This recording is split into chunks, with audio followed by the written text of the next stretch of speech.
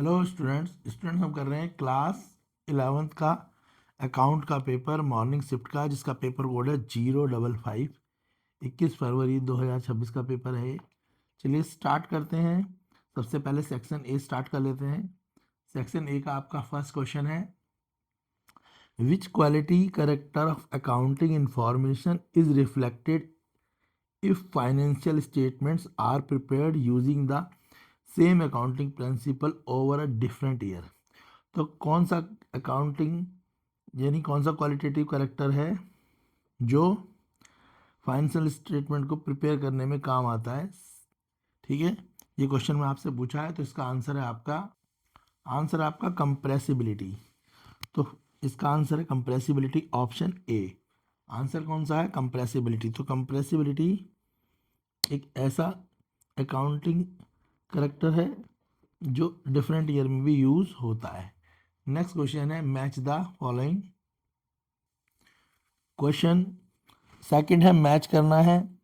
तो इसमें दिए हुए हैं, ए है ओ बैंक ओवरड्राफ्ट, बी है परचेज, सी है आउटस्टैंडिंग और डी है लैंड, जिनको आपको टाइप ऑफ अकाउंट के साथ रिलेट करना है। तो बैंक ओवरड्राफ्ट, तो बैंक ओवरड्राफ्ट क्या है? वो आपका पर्सनल अकाउंट है, यानी थर्ड ए है। थर्ड वाला क्या है? ए। तो थर्ड वाले में आप ए लिख देंगे। सेकंड जो है आपका वो है परचेज, और परचेज क्या होता है? Nominal account. तो सेकंड वाला है बी। इसके बाद थर्ड है आउटस्टैंडिंग रेंट। आउटस्टैंडिंग रेंट जो होता है वो होता है आपका रिप्रेजेंटेटिव पर्सनल अकाउंट। तो ये है आपका फोर्थ वाला है सी।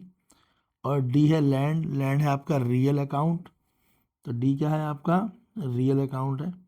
ये हो गया आपका डी। हिसाब से आपका करेक्ट ऑप्शन हो गया ऑप्शन ए, इसका करेक्ट आंसर होगा। क्वेश्चन सेकंड का आंसर होगा ऑप्शन ए। क्लियर है बेटा?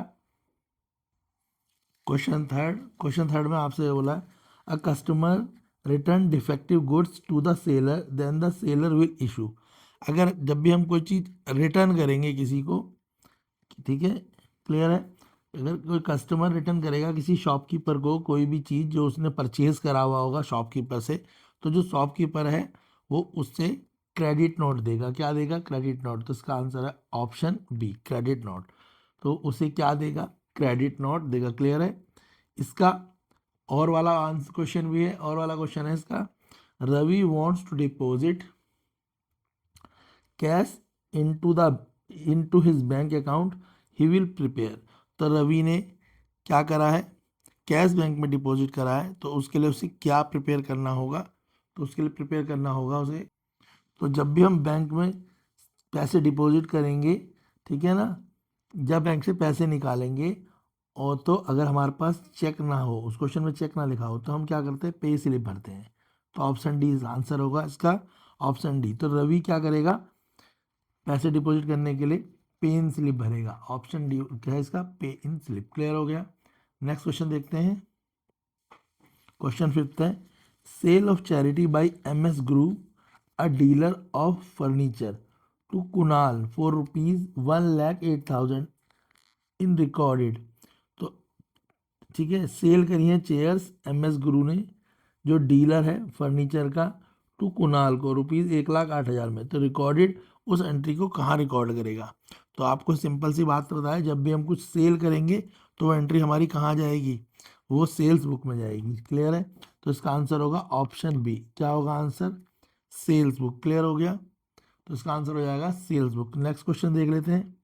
नेक्स्ट क्वेश्चन है हमारा, विच of the following will be the resulting effect of transaction insurance paid by advance in accounting equation. तो बोला है इनमें से जो रिजल्टिंग इफेक्ट क्या होगा जब हम इंश्योरेंस, अगर कोई इंश्योरेंस एडवांस में पे करे तो उसकी एंट्री क्या होगी? ऐसे भी समझ सकते हैं। तो इसका जो होगा वो होगा बेटा आपका, इसका क्या होगा? इसका होगा इंक्रीज इन एसेट और डिक्रीज इन एसेट। कैसे? देखो, जब हम पैसे एडवांस में पे कर रहे हैं तो हमारी जेब से पैसे जा रहे हैं, और कैश क्या होती है? एक एसेट होती है। और जब कैश कम होगा तो क्रेडिट हो रहा है, तो यानी वो डिक्रीज हो रहा है। तो एक एसेट डिक्रीज हो रही है। दूसरी एसेट क्या है? इंश्योरेंस। इंश्योरेंस भी एक एसेट ही है। क्लियर हो गया? है ना, क्योंकि वो हमारे किसी हाथ समय पे काम आएगी। तो इसमें क्या बोला है कि जो रिजल्ट आएगा उस इफेक्ट का क्या आएगा, तो इंक्रीज इन एसेट, एक एसेट बढ़ेगी, वो कौन सी बढ़ेगी, इंश्योरेंस, और कौन सी एसेट घटेगी, कैश घटेगा। क्लियर है, तो इसलिए इसका आंसर होगा ऑप्शन बी। क्वेश्चन 7 देखेंगे, which of the following statement are correct, इनमें से कौन सी स्टेटमेंट करेक्ट है। स्टेटमेंट देखिए, assets are economic resource which will give benefit in the future. Asset जो है इकोनॉमिक रिसोर्स है जो हमें फ्यूचर में प्रॉफिट देगी या बेनिफिट देगी। सेकंड है, fix assets are those non current assets which have physical existence. Fix assets वो होती हैं जिनकी एक फिजिकल एग्जिस्टेंस होती है, यानी फिजिकली भी उनकी एक वैल्यू है। थर्ड है, current assets include all the cash and cash equivalent. Current assets जो होती है वो कैश या कैश के इक्वल ही उसकी वैल्यू होती है। और फोर्थ है, non current assets are purchase to be resold to make a profit. Non current asset जो होती हैं वो उन्हें इसलिए खरीदा जाता है कि उन्हें सेल करके प्रॉफिट आए। क्लियर है, इनमें बोला है कि इनमें से कौन सी जो स्टेटमेंट है करेक्ट है। तो पहली है, एसेट्स एक इकोनॉमिक रिसोर्स है जो हमारे को बेनिफिट देगा फ्यूचर में, फर्स्ट वाला करेक्ट है। और सेकंड वाला भी इसमें करेक्ट है, सेकंड वाला बोला हुआ है, fix assets are those non current assets which have physical existence. तो 7th जो क्वेश्चन है उसके दोनों पार्ट सही हैं, सॉरी उसका फर्स्ट तो सही है, सेकंड सही नहीं है। थर्ड है, current assets include cash and cash equivalent, जो थर्ड वाला है वो भी इसका ठीक है, यानी फर्स्ट और थर्ड। क्वेश्चन 7th का आंसर होगा फर्स्ट और थर्ड। कैश और कैश इक्विवेलेंट आपको चैप्टर 12 में दिखाई देगा, यानी फर्स्ट और थर्ड ये दोनों ऑप्शन इसके करेक्ट हैं। तो इस हिसाब से इसका आंसर होगा ऑप्शन डी। कौन सा आंसर होगा, ऑप्शन डी करेक्ट आंसर हो जाएगा, ऑप्शन डी। क्वेश्चन नंबर 7 का आंसर होगा ऑप्शन डी। क्लियर है बेटा। क्वेश्चन 8 है, which of the following is not the example of revenue receipt. इनमें से रेवेन्यू रिसिप्ट का कौन सा एग्जाम्पल नहीं है, ये बोला है। ठीक है, पहले तो आपको पता होगा रेवेन्यू रिसिप्ट कौन सी होती है, क्लियर हो गया क्या। ठीक है, अब बोला रेवेन्यू रिसिप्ट का इनमें से कौन सा एग्जाम्पल नहीं है। तो ऑप्शन पहला है, amount receive from sales of goods, जब हम कोई गुड्स को सेल करें वो अमाउंट। दूसरा, amount receive from providing service, service से। तीसरा, amount receive from the sales of machinery. और फोर्थ है, receipt of commission, interest and rent. ठीक है, तो इसमें बोला है कि इनमें से कौन सा रेवेन्यू रिसिप्ट का एग्जाम्पल नहीं है। तो इसका जो आंसर है, इसका आंसर होगा option C, amount received from the sale of machinery. क्योंकि मशीनरी एक फिक्स एसेट है, हम उसे रोज रोज सेल करके उससे प्रॉफिट नहीं लेंगे। क्लियर हो गया। अगर गुड्स हम सेल परचेज करते हैं तो हमें प्रॉफिट होता है क्योंकि वो रेवेन्यू है, क्योंकि हम बिजनेस कर रहे हैं। अगर हम किसी को कोई सर्विस प्रोवाइड कर रहे हैं, गुड्स नहीं बेच रहे, उसको सर्विस बेच रहे हैं, कोई डॉक्टर जैसे लोगों का इलाज कर रहा है तो उससे भी प्रॉफिट कमा रहा है। ठीक है, या हमें कोई कमीशन मिल रही है, इंटरेस्ट मिल रहा है, रेंट मिल रहा है, वो भी हमारे को लगातार मिलता है। मगर मशीनरी हम कितनी बार बेचेंगे, हर महीने में 1 या 2 बार, क्योंकि हमारा मशीन का बिजनेस नहीं है। तो इसका आंसर होगा ऑप्शन सी। तो option C, amount received from the sale of machine जो है करेक्ट आंसर है, ये रेवेन्यू रिसिप्ट नहीं है। क्लियर हो गया। क्वेश्चन नंबर 9 है, असर्शन रीजन। असर्शन है, transfer voucher is use to transfer funds between transfer, ठीक है, between bank and account. Reason, transfer vouchers are prepare for transaction not involving cash. तो assertion जो है आपका बोल रहा है बैंक अकाउंट के बिटवीन होता है, और दूसरा बोला है रीजन में ट्रांसफर वाउचर जो होता है उसमें कैश इन्वॉल्व नहीं होता। क्लियर है, ये दोनों चीज़ें बोली है असर्शन में जो बोला है रीज़न। तो इसमें जो असर्शन है आपका वो इनकरेक्ट है, क्योंकि ट्रांसफ़र वाउचर जो यूज़ होता है टू ट्रांसफ़र, ठीक है, फाइंड बिटवीन बैंक अकाउंट, ये गलत है। और जो इसका रीज़न है वो करेक्ट है कि जो ट्रांसफ़र वाउचर होता है उसमें कभी भी कैश इन्वॉल्व नहीं होता। तो इसका असर्शन फॉल्स है, रीज़न करेक्ट है, जिसके कारण इसका आंसर होगा ऑप्शन डी। क्वेश्चन 9 का आंसर हो जाएगा ऑप्शन डी। क्लियर है, ऑप्शन डी इसका आंसर होगा। क्वेश्चन 9 का आंसर होगा ऑप्शन डी, असर्शन रीजन वाला। नेक्स्ट क्वेश्चन कर लेते हैं। नेक्स्ट क्वेश्चन है क्वेश्चन 10। क्वेश्चन 10 में बोला हुआ है आपसे, business purchase a machine 30,000 on 1 April 2023, machine depreciation 30% per annum using diminish balance method. The machine was sold rupees 31/3/2025 को मशीन को बेच दिया। ठीक है, कब खरीदी थी, 1 अप्रैल 2024 को खरीदी थी 12,750 में। तो प्रॉफिट और लॉस बताना है कितना आया है। तो देखो कैसे होगा क्वेश्चन ये, तो ये क्वेश्चन है आपका जिसमें बोला हुआ है कि 30,000 रुपीज़ में मशीन परचेज करिए 1 अप्रैल 2023 को, और उसमें डेप्रिसिएशन लगा 30%, डिमिनिश मेथड लगाना है आपको, और फिर उसे सेल कर दिया 31 मार्च 2025 को 12,750 में। प्रॉफिट या लॉस पूछ रहा है। तो सबसे पहले तो हम देखेंगे कि डेप्रिसिएशन कितने साल का क्वेश्चन में लगा हुआ है। ठीक है, सबसे पहले क्या देखते हैं कि इसमें डेप्रिसिएशन कितने ईयर का लगा है, यही तो देखा जाता है। तो देखो बेटा, इसमें डेप्रिसिएशन लगा है 2 साल का, एक तो लगा है 23 से 24 वाला और एक लगा है 24 से 25 वाला। ठीक है, तो पहले साल 30,000 रुपये पे हमने 30% डेप्रिसिएशन निकाला और 30,000 से 30% डेप्रिसिएशन को माइनस करा, यानी 30,000 का 30% क्या होता है 9,000। तो 30,000 में से 9,000 माइनस कर दिया तो क्या बचा हमारे पास, CD कितना आ गया 21,000 रुपये आ गया। ठीक है, क्लियर हो गया। फिर हमें एक साल का और डेप्रिसिएशन निकालना है। 21,000 का 30% हमने फिर डेप्रिसिएशन निकाला, तो 30,000 का 21% डेप्रिसिएशन कितना होता है भाई, 21,000 का 30% कितना होगा, तो 21,000 का 30% होगा 6,300 रुपये।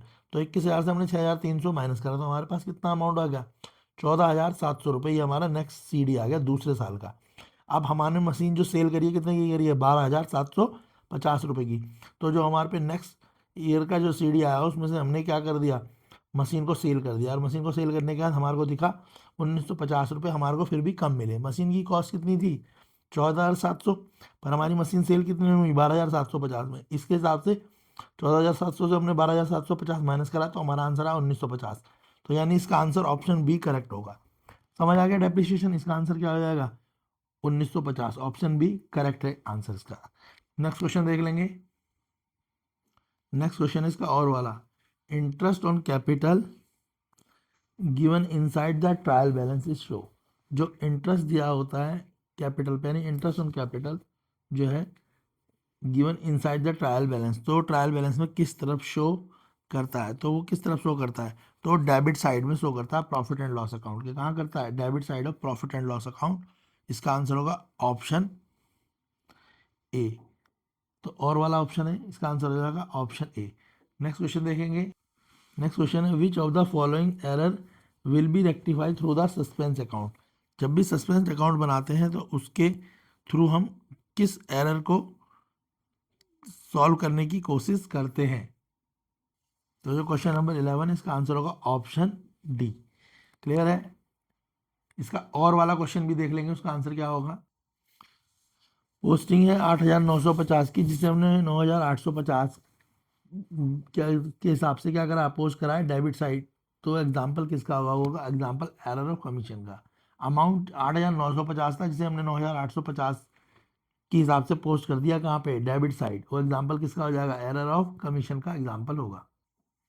क्वेश्चन है Nikhil who owed ₹12,000 became insolvent.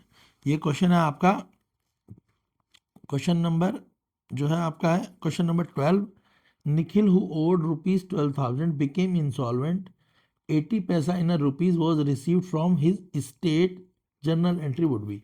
Nikhil ने 12,000 रुपये लिए और उसके बाद उसकी कंपनी फेल हो गई, यानी दिवालिया हो गई, इंसॉल्वेंट हो गई, और जो स्टेट है उसने उससे 80 पैसे के हिसाब से पैसे लिए, यानी 1 रुपया के हिसाब से कंपनी ने उसे दिया था और कंपनी को रिटर्न कितने कर रहा है 80 पैसे के हिसाब से कर रहा है। तो यानी आप समझ लो कि उसने 20% का डिस्काउंट ले रहा है। ठीक है, 1 रुपये के हिसाब से 80 पैसे बोला है ना, तो 80 पैसे को किससे कन्वर्ट करते हैं 1 रुपये से, तो यानी उसे 20% का डिस्काउंट मिल रहा है। आप देखो कैसे होगा क्वेश्चन।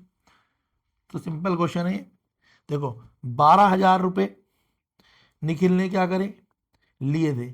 अब वो देना कितना था उसे 1 रुपये के हिसाब से, दे कितना रहा है वो 80 पैसे के हिसाब से। तो यानी 1 रुपये में से अगर हम 80 पैसे घटाएं तो कितना आ जाएगा 20 पैसे।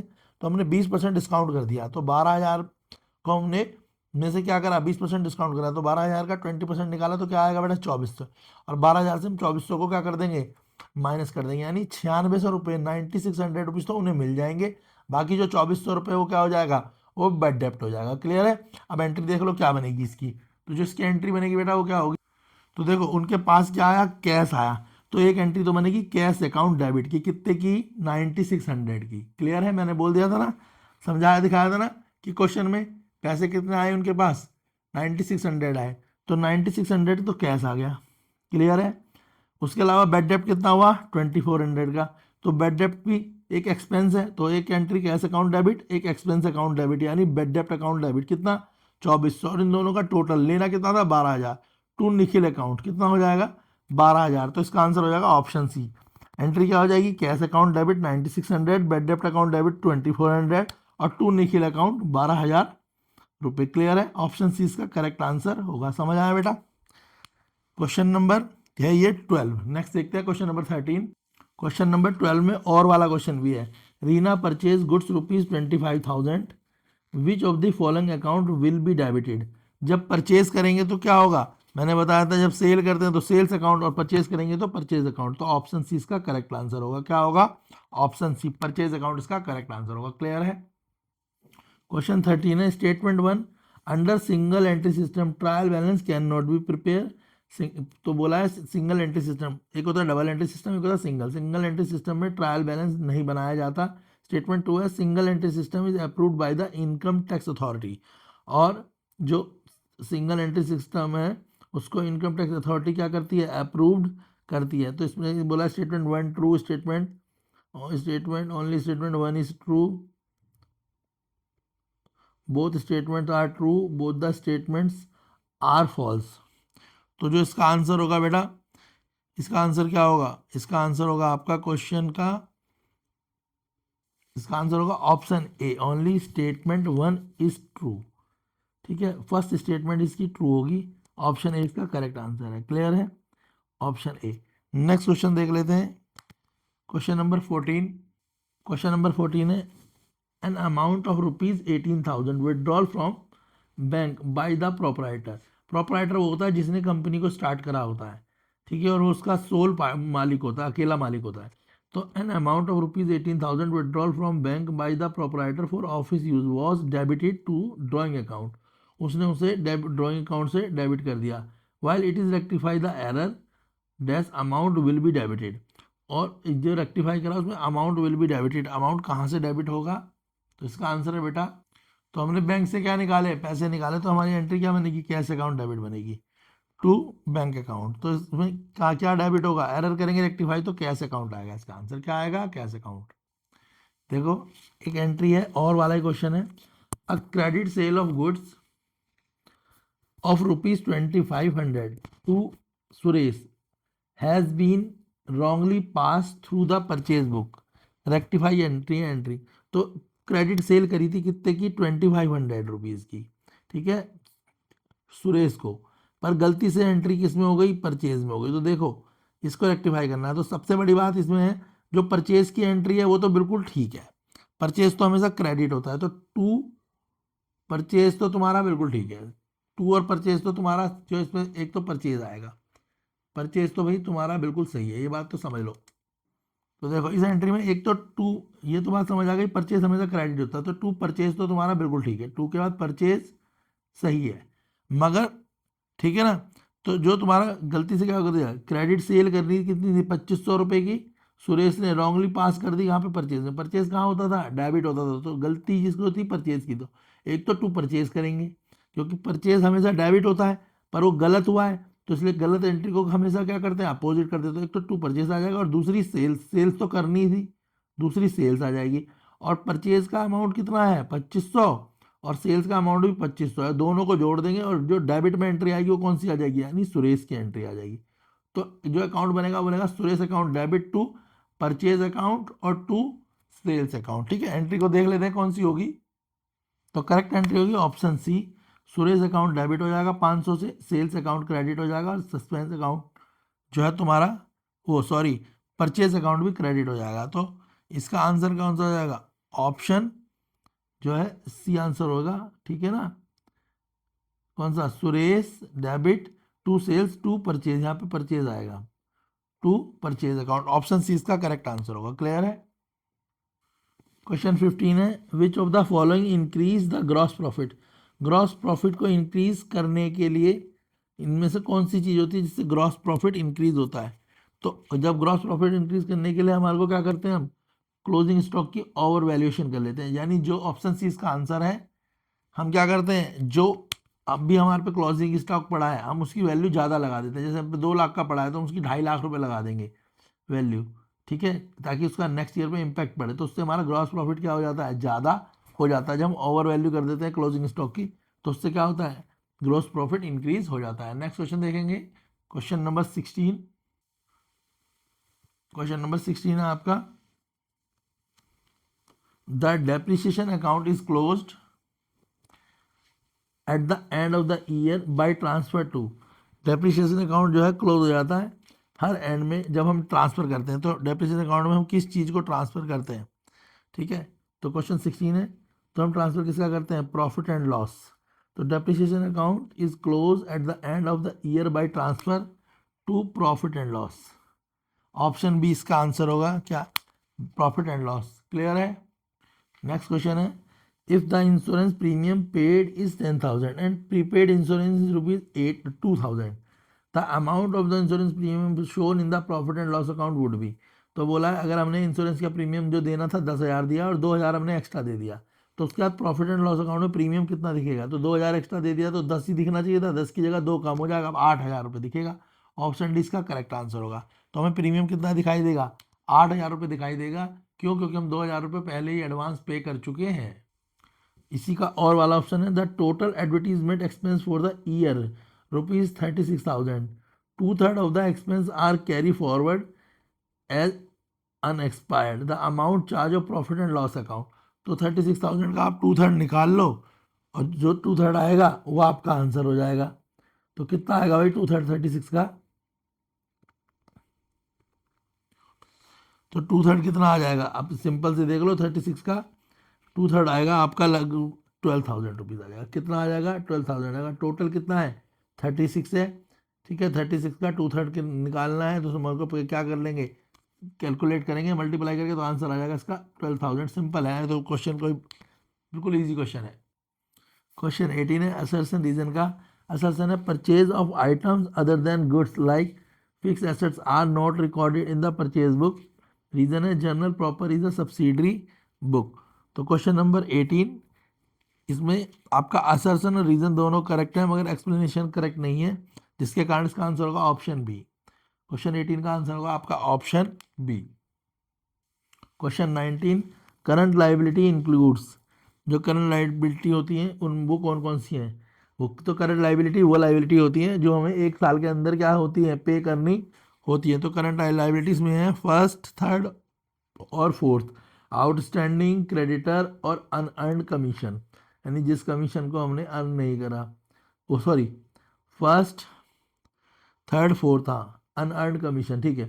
फर्स्ट थर्ड फोर्थ इसका आंसर है, यानी ऑप्शन सी करेक्ट आंसर होगा इसका। क्लियर है। नेक्स्ट देख लेते हैं, क्वेश्चन 20 है, which of the following transaction will increase the credit balance of the passbook while the cash book balance will remain unaffected until the information is recorded.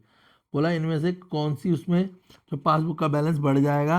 Question 20 में इसका answer होगा, ठीक है, interest allow by the bank और amount directly deposit by the customer into the bank account. अगर कोई direct bank हमारे bank में हमें इंटरेस्ट मिल जाए, या कोई हमारे बैंक में डायरेक्ट पैसे दे दे और हमें बताए ना, तो दोनों ही तरीके से हमारी पासबुक का क्या होता है, अमाउंट बढ़ जाता है। ऑप्शन सी इसका करेक्ट आंसर होगा। क्लियर है। नेक्स्ट देख लेते हैं, क्वेश्चन 20 का ही और वाला क्वेश्चन है, Ram made a cash sales of ₹25,000 and credit sales of 1,55,000। Ram ने 2.5 लाख रुपए की कैश सेल करी है और 1.5 लाख रुपए की उधार में सेल करी है। क्लियर हो गया। His expense for the year 50,000, 50,000 रुपये एक्सपेंस करा उसने, out of 10,000 is yet to be paid Ram's income on the basis of the cash base accounting, और 10,000 रुपये उसने कैश बेस अकाउंटिंग में दे दिया है। तो बताइए क्या इसका आंसर होगा। तो इसका आंसर होगा बेटा, नेक्स्ट क्वेश्चन है अकाउंटिंग इक्वेशन का क्वेश्चन है, तो इसे जल्दी से देख लेते हैं। इसमें बोला है सागर स्टार्ट कर रहा है business with cash ₹20 lakh and goods ₹60,000, ठीक है। तो 2 लाख के उसने गुड्स लिए हैं बिजनेस स्टार्ट करने में, और 60,000 रुपये के उसके पास गुड्स हैं। तो पहली एंट्री तो आपको पता लग गई होगी कि ये दोनों ही चीज़ क्या होंगी, ठीक है, एसेट्स हैं दोनों। तो पहली एंट्री में ये दोनों क्या हो जाएंगी, डेबिट हो जाएंगे, उस तरफ कैपिटल क्रेडिट हो जाएगी। दूसरी एंट्री है 1/3 of the above goods were sold off profit 10% Varun. उसके अलावा जो गुड्स है 60,000 के, इसका 1/3 जो है गुड्स निकाल लो, वो कितने होंगे 20,000, और उस पर 10% प्रॉफिट आ गया है, वो प्रॉफिट लिख लेंगे। कहाँ पे लिख लेंगे उस प्रॉफिट को? दोनों तरफ लिख देंगे उस प्रॉफिट को, कैपिटल में भी ट्रांसफर हो जाएगा और इधर एसेट में। और तीसरा कैश विड्रॉल करा है तो ड्राइंग अकाउंट आ जाएगा 10,000 रुपये का, जो कैश में से भी कैपिटल में से भी। तो अकाउंटिंग इक्वेशन देख लो क्वेश्चन नंबर 21 में कैसे बनेगी। तो अकाउंटिंग इक्वेशन देख लो, अकाउंटिंग इक्वेशन कैसे होगी बेटा। तो अकाउंटिंग इक्वेशन समझ लो। सबसे पहले तो देखो क्वेश्चन में बोला हुआ है 60,000 का 1/3 करना है, ठीक है। तो पहली एंट्री तो क्या है, पहली एंट्री तो तुम्हारी सिंपल है, पहली एंट्री तो आप कर ही लोगे। पहली एंट्री में क्या है, देखो आपके पास कैश है और गुड्स है। कैश 2 लाख के, गुड्स 60,000 के, ठीक है। तो ये कैपिटल कितनी हो जाएगी 2,60,000, लाइबिलिटी 0। दूसरी एंट्री में बोला है कि उसने क्या करा 1/3 गुड्स, यानी 60,000 के 1/3 गुड्स को क्या है 10% प्रॉफिट पे बेचा। तो 60,000 का 10% निकालेंगे, पहले 1/3 निकालेंगे तो कितना होगा 20,000, और 20,000 का 10% होगा 2,000, यानी 20,000 के गुड्स बेचे हैं 22,000 रुपये में। तो क्लियर है। अब देखो बेचे कैसे हैं, उसने उधार में बेचे हैं, तो हमारे यहाँ पे तो कैश में तो कोई फर्क नहीं पड़ेगा, 2 लाख रुपये ही रहेगा। पर जो हमारी गुड्स है, गुड्स में से क्या होगा 60,000 के गुड्स में से 20,000 रुपये के गुड्स क्या हो जाएंगे, कम हो जाएंगे, तो गुड्स बच जाएंगे 40,000 रुपये के। मगर जो डेटर है वो हो जाएगा 22,000 का। तो हमें प्रॉफिट कितने का आया 2,000 का, क्योंकि हमने 20,000 का सामान 22 में बेचा। तो जो 2,000 का फायदा आएगा उसे हम कैपिटल में जोड़ देंगे। तो कैपिटल में कितनी हो जाएगी 2,62,000। अब फिर तीसरी एंट्री में बोला उसने पर्सनल यूज़ के लिए 10,000 रुपये निकाले, ड्राइंग करिए। तो 10,000 कैश में से निकाल देंगे, 10,000 कैपिटल में से। तो जो तीसरी एंट्री के बाद हमारा जो बैलेंस आएगा वो कितना आ जाएगा भाई, 2 लाख में से 10 घटाएंगे, 1,90,000 रुपये हमारे पे कैश बचेगा, 40,000 का गुड्स बचेगा क्योंकि गुड्स तो 1/3 पहले ही बिक चुका है, और 22,000 के डेटर बचेंगे, और उसके अलावा 10,000 रुपये हम कैपिटल में से ड्राइंग कर देंगे। तो 2,52,000 रुपये हमारी क्या बच जाएगी, कैपिटल बच जाएगी, और लाइबिलिटी हमारी जीरो ही रहेगी। तो ये हमारी अकाउंटिंग इक्वेशन बन जाएगी। क्लियर है। चलिए नेक्स्ट क्वेश्चन देख लेते हैं। नेक्स्ट क्वेश्चन में क्या है, जर्नल एंट्री करनी है आपको। क्वेश्चन 22 में जो है जर्नल एंट्री है, ठीक है। तो पहली एंट्री जनरल एंट्री जो है 7/11 की है। इसमें लिखा है रिसीव करें 19,000 रुपये शाम से, ठीक है। सेटलमेंट ऑफ दिस अकाउंट 20,000 रुपये जो है हमें जो देने थे शाम को, हमने उस 19,000 रुपये ही दिए और सेटलमेंट कर लिया। दूसरी एंट्री में हमने इंश्योरेंस प्रीमियम दिया है चेक से 12/11 को। तीसरी एंट्री है 21/11 की, और उस एंट्री में हमने क्या करा है कुछ कॉस्टिंग 15,000 रुपये के हमारे उनको लॉस हो गया है, फायर हो गया है। तो तीनों एंट्रियाँ देख लेते हैं कैसे होंगी। तो जनरल एंट्री देख लेते हैं। तो जो 7 तारीख की जनरल एंट्री है वो होगी आपकी, कैश अकाउंट डेबिट हो जाएगा 19,000 रुपये से, डिस्काउंट अलाउ करेंगे, डेबिट होगा वो भी 1,000 रुपीज़ का, टू शाम अकाउंट 20,000 रुपये से। तो 1,000 रुपये का हमने क्या करा फुल सेटलमेंट कर लिया, यानी 20,000 लेने थे और 1,000 रुपीज़ का हमने डिस्काउंट अलाउ करा, और 19,000 रुपये हमने रिसीव कर लिए। उसके बाद जो दूसरी एंट्री है 12 तारीख की इंश्योरेंस की एंट्री है वो, उसमें क्या करेंगे ड्राइंग अकाउंट डेबिट हो जाएगा 5,000 रुपये से, 5,000 रुपीज़ का ड्राइंग अकाउंट हो जाएगा, और 5,000 रुपीज़ ही बैंक से हमारे क्या हो जाएंगे क्रेडिट हो जाएंगे। तो एंट्री बन जाएगी drawing account debit ₹5,000 to bank account. कई बार इस एंट्री को ऐसे भी लिख देते हैं हम, insurance premium account debit to bank भी लिख सकते हैं क्योंकि चेक लिखा हुआ है क्वेश्चन में। और क्वेश्चन 21 में जो है हमारा क्या है 15,000 के गुड्स क्या हो गए हैं जल गए हैं, तो इसकी एंट्री बन जाएगी क्या loss by fire account debit ₹15,000 to purchase. क्योंकि अगर हम कोई भी फायर में, चैरिटी में या फिर सैम्पलिंग में अगर हमारे गुड्स जाते हैं तो वो हमेशा क्या होता है उसमें परचेज अकाउंट हमेशा ही क्या हो जाता है आपका, परचेज हमेशा क्रेडिट हो जाता है। क्लियर है। नेक्स्ट क्वेश्चन देख लेते हैं। क्वेश्चन 23 और 24। 23 में बोला हुआ है एक्सप्लेन करने हैं 3 एडवांटेज ऑफ पेटी कैश बुक के, और क्वेश्चन 24 में बोला है ट्रायल बैलेंस के हिसाब से जो चीज़ें इस किसके हेड के अंदर आएंगी। तो देख लीजिए आंसर इसके फटाफट से आप। ये क्वेश्चन 24 है, बैंक ओवरड्राफ्ट जो है क्रेडिट साइड में आएगा, फिक्स एसेट डेबिट साइड में आएगी, और परचेज रिटर्न आपका क्रेडिट साइड में आएगा। याद रखना बैंक ओवरड्राफ्ट कौन सी साइड में आएगा, क्रेडिट साइड में, फिक्स एसेट डेबिट साइड में आती है, और परचेज रिटर्न आपका क्रेडिट साइड में आता है। क्वेश्चन 24 का ये आंसर है।